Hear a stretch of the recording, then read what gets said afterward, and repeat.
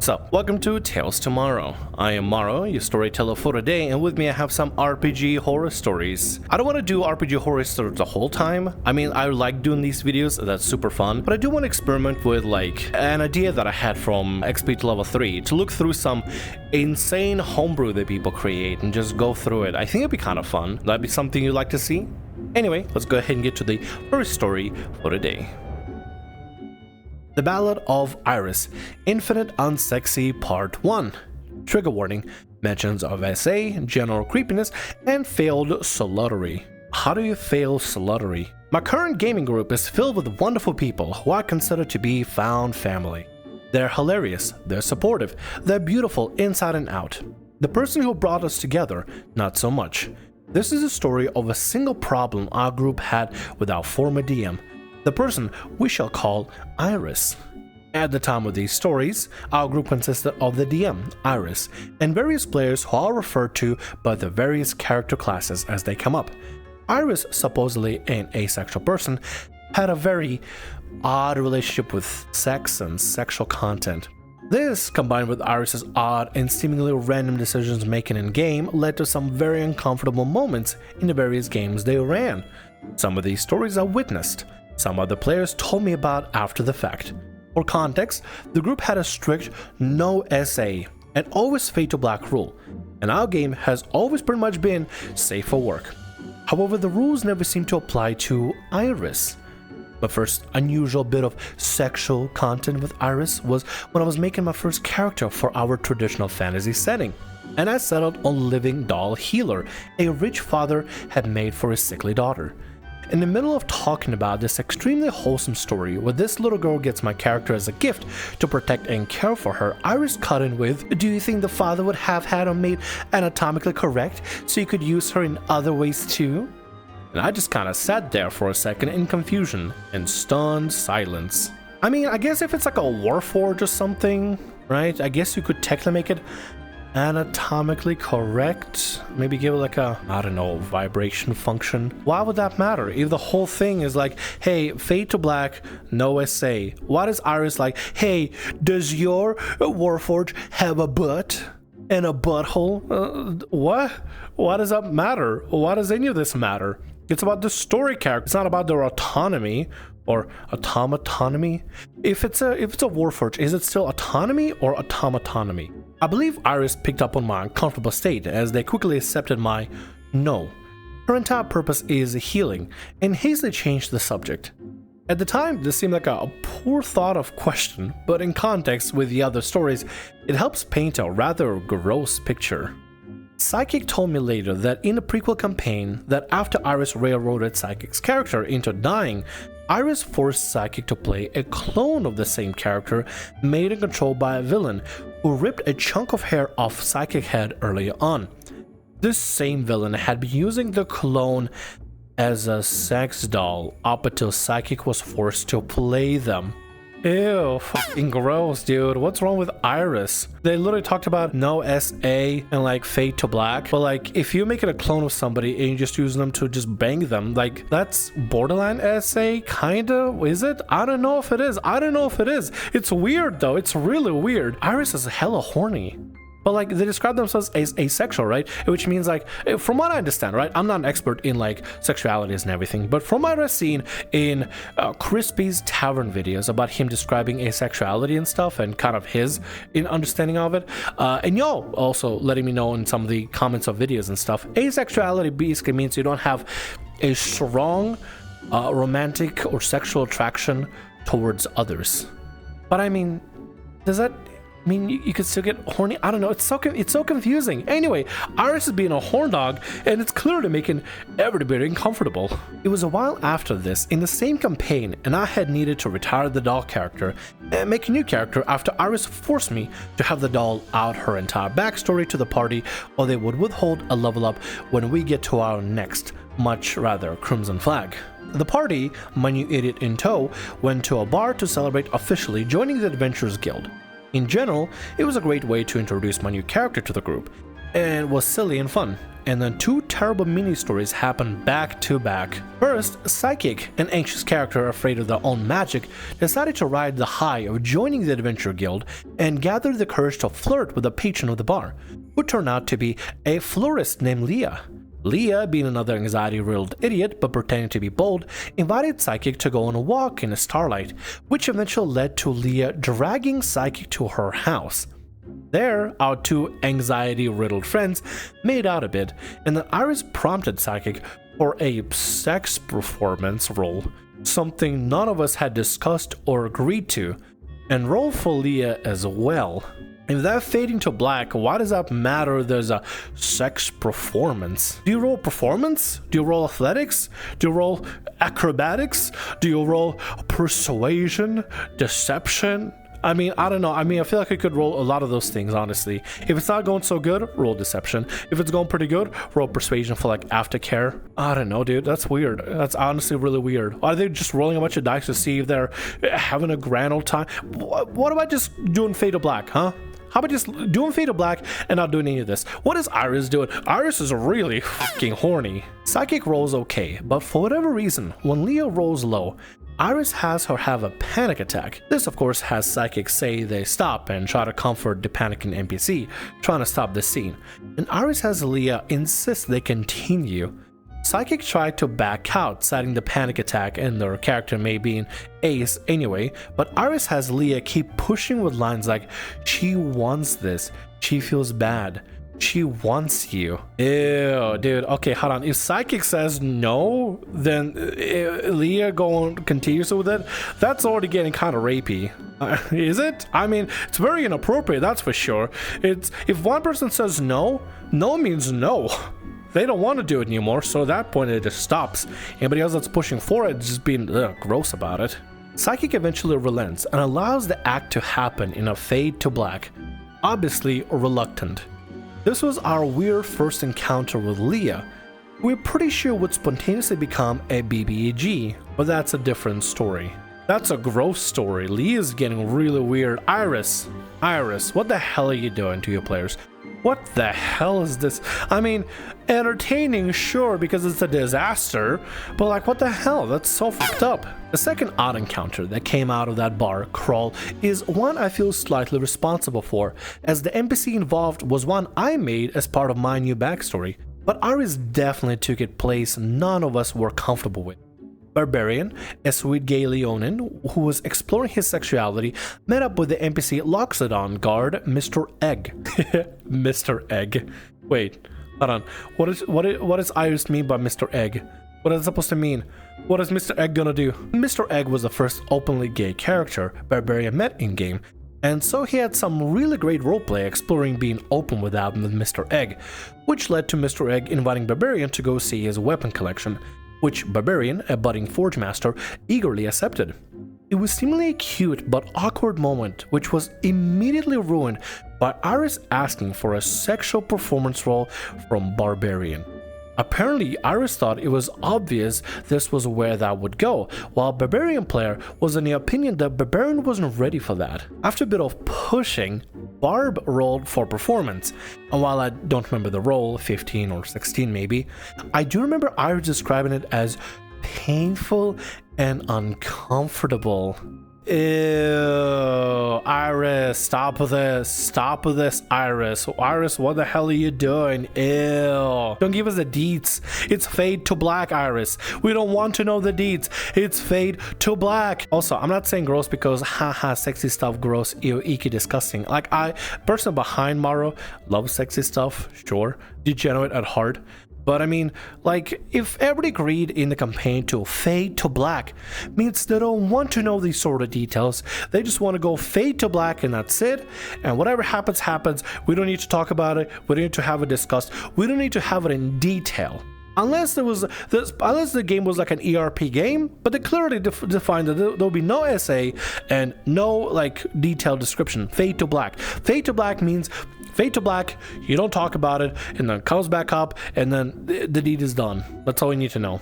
This was made even worse by Iris telling Barbarian that he was only bottom as he's bigger than you. You don't have a choice. Oh, what the fuck? Wait, hold on a second. What the fuck do you mean you don't have a choice? Is Mr. Egg gonna diddle Barbarian? This elicited nervous noises and awkward silence. Iris, being the only one who seemingly didn't care that they just insinuated the barb, was essayed by the guard, who was supposed to be my character's friend. Thankfully, after Barbarian carefully avoided Mr. Egg the next day, the guard never appeared again. Iris should be surprised the players even appeared again. Holy fuck. Yeah, if I was in that game, I'd be out immediately. I'd be like, nope, that's it, I'm done. Backing up. Goodbye. Your game sucks. You're a terrible DM. Goodbye. And just block everybody.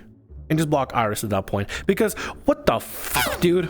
What the fuck? What the actual fuck? I don't curse often, right? Because I always have to go back and censor it. But like, what the hell? Why is... Iris is gross, dude. Iris is really gross. The horny DM that never stops. That's the title for this video. The horny DM that never stops. Time skip almost 3 sessions later. After the party had yet another encounter with a BBG robot for the 4th time in the 10th session up to that point, and the party decided to relax by going to a gay bar. Apparently gay clubs are all the rage in medieval Europe. Managed to elude an incel beefcake who we can't even mention to this day without Rogue wanting to vomit. My character guided the party to their destination and everyone set about flirting, making friends, or attempted to get shit-faced. Some of us succeeded. Rogue ended up being manipulated into a negative one-night stand the very first time they ever flirted with a satyr. Made it very clear they had lied about all the getting to know you talk the night before and just wanted to know what it was like to a hero, because apparently just being a level 5 makes you a hero in a setting that goes to level 25. It was a performance role, it did not matter.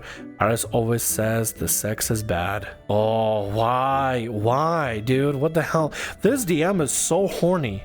And I mean, listen, Iris, if you want to run these sort of games, let people know that this is what you're going to be running.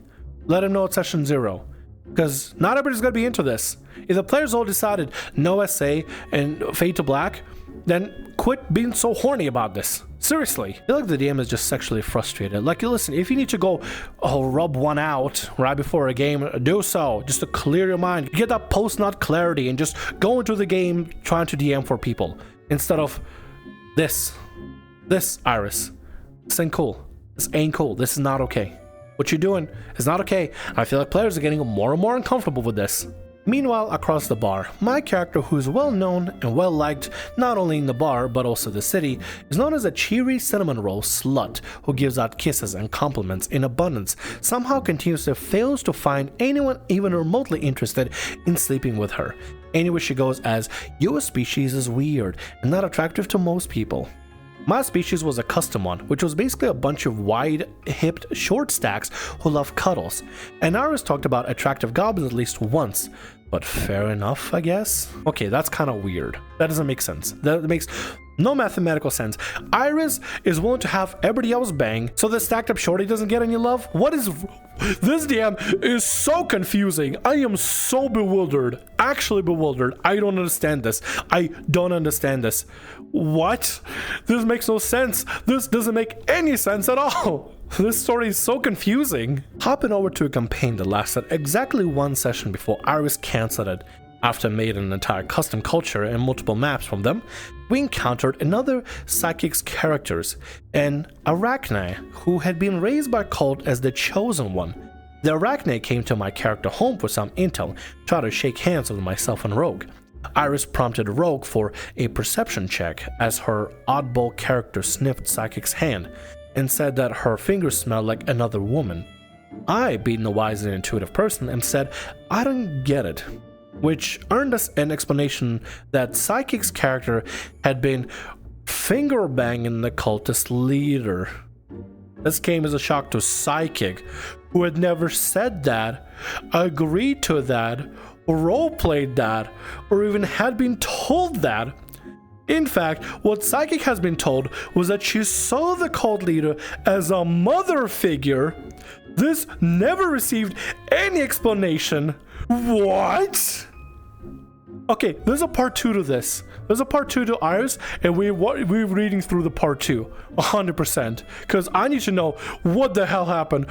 What? The Ballad of Iris, Infinite Unsexy Part 2. So Iris had, and presumed still has, a rather irritating habit of starting new campaigns and immediately canceling them. For whatever reason, this didn't seem like such a problem at the time, perhaps because the group was some truly wonderful people, but regardless, 3 campaigns lasted longer than any of the others.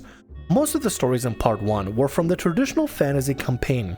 The 1920s campaign, using Mage, the Awakening, had lots of problems including player targeting and physical impossibilities, but that was thankfully mostly free of sexual problems plaguing the others.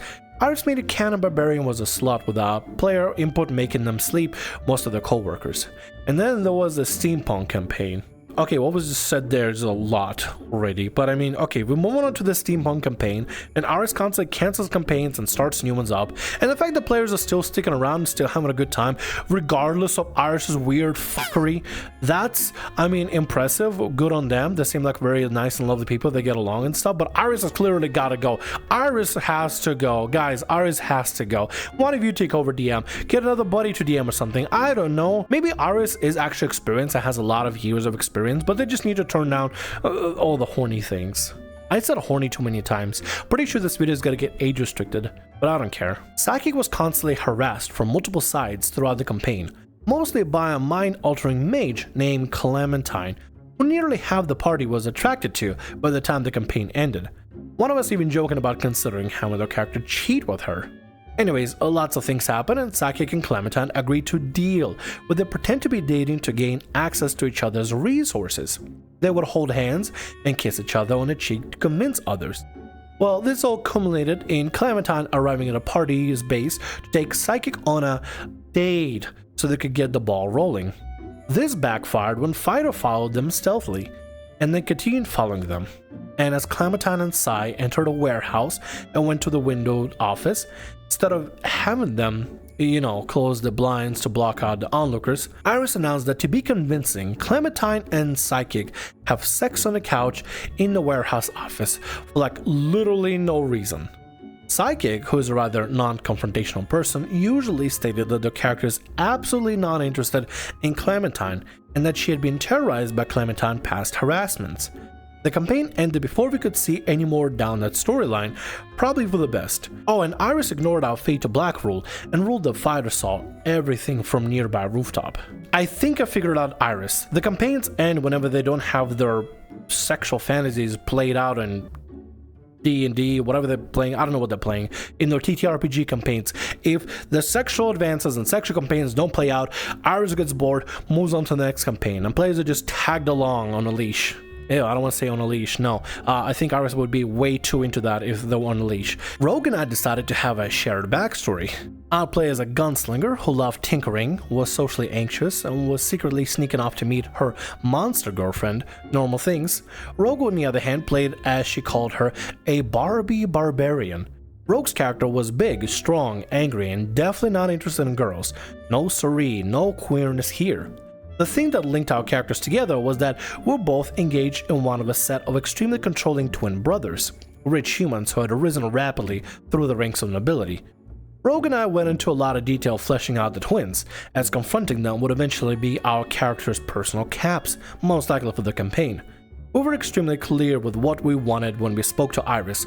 Rogue's fiancé would be a cold fixer, a man obsessed with finding broken things and making them work the way he wanted. In the particular case, the things with the brother, who I'll call Taser, had decided he wanted to fix was Rogue's character.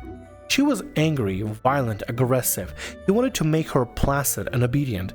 Taser had no interest in Rogue physically, Rogue told Iris, just in changing her behavior. Iris apparently didn't hear that part. On the other end of the stick, we had my character's fiancé, who she was forcibly engaged to after being caught with her girlfriend, who was disguised as a maid at the time. This man, who we'll call Hypno, enjoyed cruelty and inflicting fear, and had no interest in fixing my character, just scaring her into obeying him. He used mind control to make anyone my character asked for help forget her pleas and threaten all their lives if she didn't stop throwing a fuss. Hypno enjoyed inflicting pain and fear and nothing else, I told Iris. Apparently, Iris didn't hear that part. Iris has a really bad listening skills, or they just completely ignore what the players are saying. Also, oh my god, that's some really crazy backstories, holy heck. Like, mine is pretty, well, not that dramatic, but these are pretty, Oh, not in a bad way. Oh, in a interesting. Oh, you know, am I making sense? I don't know. Let's continue. During a session, Rogue found herself in Taser's home, having dinner with her fiancé, where they discussed the future, as he talked about his plans to deal with her anger, which included medication. Apparently, he had went ahead and had some made and slipped into Rogue's food, and on a failed con save, Rogue temporarily lost the ability to rage. She panicked, the situation escalated, and when Rogue attacked Taser, he calmly pulled out a stun gun and knocked her unconscious, all while staying cold and collected, exactly as we were hoping for. So at that moment, everything for Rogue seemed bleak and good. It was going to feel so wonderful to smash this guy into a ground at the end of the campaign. Iris informed Rogue she would later wake up in the guest bed. Okay, says Rogue, and thinking the dude had obviously had her chained to her night clothes, I grabbed my clothes, get dressed, and oh good, I'm glad he didn't have to say it, Iris said. There was a pause as we mulled over what they had just said. The tone, the context, everything else all added up to one thing, which Iris would later confirm went against all our rules, and Rogue never had a chance to discuss or consent to. Iris had Taser assault Rogue's character while she was asleep. Iris, what the fuck are you? The players asked you for no essay, and then there you go, do an essay. What the fuck? Hey Iris, fuck you. For real, fuck you. Fuck you, fuck everything you do, fuck everything you aspire to be, and I hope you step on a Lego. There gotta be a limit to how horny somebody can be. I can't. I literally can't, dude. What is this? What is this story? What is Iris? Why is Iris like this? I feel so bad. I feel so bad for the players. I feel so bad for the players. They just want to have a nice campaign, and they all agreed for two main things: no essay, fade to black. Why can't Iris do that? Seriously, why does everything have to be so rapey and creepy and weird and gross and stuff? Why, Iris? Why are you doing this?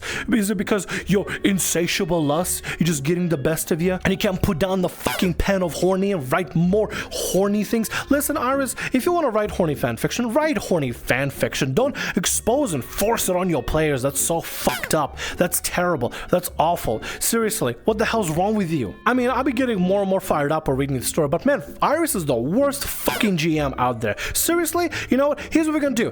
We're gonna place Iris as #1 worst GM. Literally right there. Iris thinks that no sexual horny fantasies are the most important part of the story, and they're the most important person in this campaign. Because it only matters what they want to do, not what the players want to do. Huh, Iris? Is that what it is? Do you just think that you're the most important part of this campaign? That your players don't matter? That what your players' wants and dreams and desires, what they want for the characters, it doesn't matter? Huh, Iris? You know what, Iris? Fuck you. Go fuck yourself. Literally, what the fuck is wrong with you? I am mad. I am very mad. I'm beyond mad. I'm fuming. But it's gonna keep reading. I'm gonna try to keep reading as best as I can. But I might explode a couple of times. I'm a fucking powder keg right now. Oh, that line about not having to say it still makes Rogue shiver. A serious breach of trust. In a further breach that would display that not only did Iris not listen to our breakdowns of our villains, but also that they had no respect for our consent, nor our ideas Iris later revealed that motivated they had given the twins. I'm so glad the players agree with me. I'm so happy the players see what I'm seeing. They were true vampires, and they wanted to use their characters as broodmares to pass down their bloodline. Iris, go fuck yourself. From me to you, go fuck yourself. Please keep in mind, Iris added this to the characters, but said that the original version of Hypno I asked for was slightly handsy, like touching her thighs or engagement dinner and such, was far too far. And if I ever told anyone that I had wanted the character to be a bit of a handsy jackass, that Iris would kick me from the campaign on the spot. So, you know, double standards. It's weird that Iris is so selective. Iris is so selective. Try and make a creepy husband that wants to be controlling a manipulative, sadistic butthole and like being a bit handsy. But like, it's not. I mean, it's not essay. I mean, I guess in a way it is essay, but it's player consented essay. The player themselves said, hey, can this butthole that I want to try to defeat at some point be slightly handsy, and that's why my character doesn't like them? I think it's fine if the player is fine with it. I mean, it's so weird. It's such a weird double standard. It doesn't make sense. Actually, it doesn't make sense at all. I don't know what's going on. I think Iris is just acting on their fetishes. Maybe they don't want to have a mind controlling hands guy, but they're fine with having somebody that wants to fix someone do an essay on their barbarian character. I don't get this. I don't get this. And apparently has problems with stacked up shorties as well. This is weird. Iris is fucking weird. TLDR, DM makes rules against forced sexual content. Forces lots of sexual content. Sex in game always happens if the DM's idea, but never happens if it's a player's idea. That's like a weird controlling thing, like a dominant sub thing. That's kind of what it feels like. I feel like Iris is generally thinking of the characters as like dom and sub relationship, where the dom basically decides what to do and the subs basically have to be the ones to make it, I guess. That's so weird. Iris is so weird. I dislike Iris a lot. And I hope you players in the OP, I hope y'all are done with Iris. Because seriously, this is not okay. Find a better DM. One of you pick up the DM's reign. Seriously, after having so many campaigns and playing so much together, one of you could totally pick up the DM's reins. And it might be a little bit rocky, a little bit bumpy, but I'm sure y'all can do it. One of you, either the OP or somebody in the group, somebody, anybody that's not Iris, anybody that's not Iris, for real. Iris is the #1 worst DM that I've ever read about. I mean, we read about some pretty terrible DMs doing some awful things, but straight up saying no essay and then breaking their own rules and forcing all kinds of essay on the players and all kinds of uncomfortable sexual things without their consent, without the players agreeing to it in the first place. That's probably the worst, dude. That's probably the worst. That can ruin someone's experience of D&D, and they may not want to play D&D or just TTRPGs in general for some time. Seriously, the worst DM. Literally, #1 worst DM right now. We'll probably find more worst DMs out there, but so far, yeah, Iris is being put on a fucking pedestal of #1 worst DM at the moment. And with that, that's gonna be all our stories for today. I want to thank you very much for watching, and thanks so much for being here. If you like what I do, consider subscribing to the channel and leaving a like. Also, if the RPG Horror Stories ever goes down, or if you want to submit your own personalized horror story, email is down in the description below. I'll see you again in more Tales tomorrow. Bye-bye.